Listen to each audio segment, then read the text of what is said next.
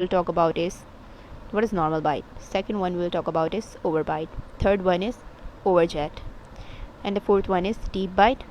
Sixth one is open bite. And seventh one is crossbite. And the last one we will talk about in this video is underbite or reverse overjet. So let's get started. First one is normal bite. What is normal bite?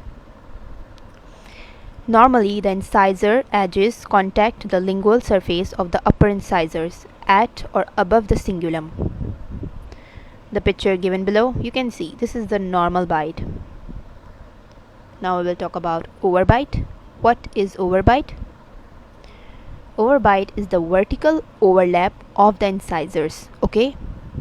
In the picture, you can see there are two terminologies.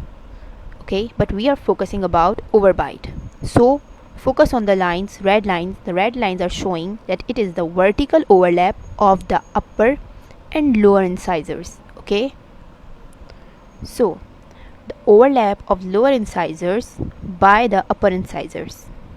Okay, you can see in overbite. Now we'll talk about the classification. What is the normal overbite?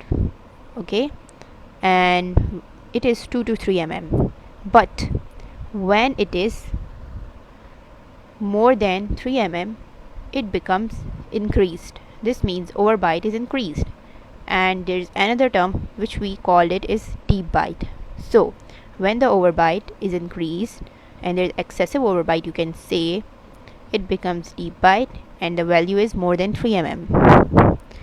When it is less than the normal value, that is less than 2 mm, it is reduced overbite. Okay, now we know what is overbite.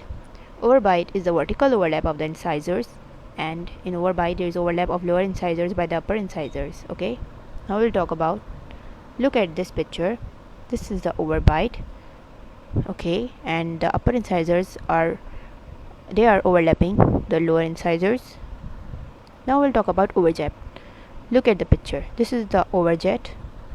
An overjet is defined as the horizontal overlap of the incisors. Now there is a picture we have seen already, but we have focused now on the term overjet. In overjet, you can see there is a horizontal overlap. The lines, red lines, are demonstrating them. So we will classify overjet into increased and decreased according to the value. 2 to 3 mm is the normal value of the overjet. If it is increased, that is more than 3 mm, then it is called increased overjet. And if it is reduced overjet, then it happens when it is less than the normal value of the overjet, that is less than 2 mm. Now we'll talk about deep bite. What is deep bite? Deep bite is a condition of excessive overbite. So when the overbite is excessive, it is called deep bite, and where the vertical measurement between the maxillary and mandibular incisal margin is excessive when the mandible is brought into habitual or centric occlusion, according to Graber. Look at the picture given below.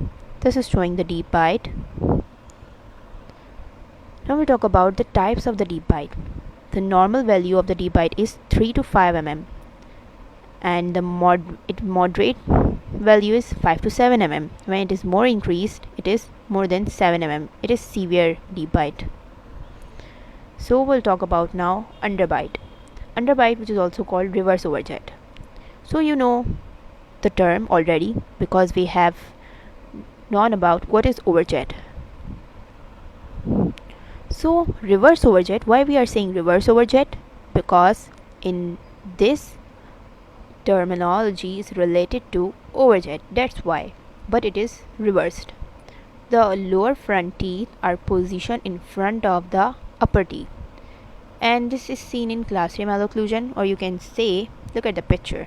Now you understand more clearly. In overjet, normal overjet, I am talking about normal overjet. In normal overjet, the upper incisors were overlapping lower incisors, but in reverse overjet, the lower incisors are overlapping upper incisors. So that's why it is called reverse overjet, and you can see this condition in class 3 malocclusion. Now we'll talk about open bite. What is open bite? As you know by the term, It is a malocclusion, which is bite problem, where the top teeth and the bottom teeth do not come together or bite in the correct position. There is no overlap of the teeth and it is leading to them looking open. So by the term open, it means the upper and lower teeth are not contact with each other, and there is a space between them. That is, there is no overlap and they are looking open. So the open bite is classified according to Meyer in 1988. He classified open bite into skeletal open bite and dental open bite. Dental open bite is associated with dentition, while skeletal open bite is associated with jaws. And there are two types, anterior and posterior. So this is the anterior open bite, you can see in the picture, and the posterior open bite, it has further two types. Posterior open bite. Okay, now we'll talk about dental open bite. Dental open bite is associated with dentition, so we'll classify it into class 1, class 2 and class 3 malocclusion. So the next terminology is crossbite. Definition according to Graber: crossbite is a condition where one or more teeth may be abnormally malposed, buccal or lingually or labially with reference to opposing teeth.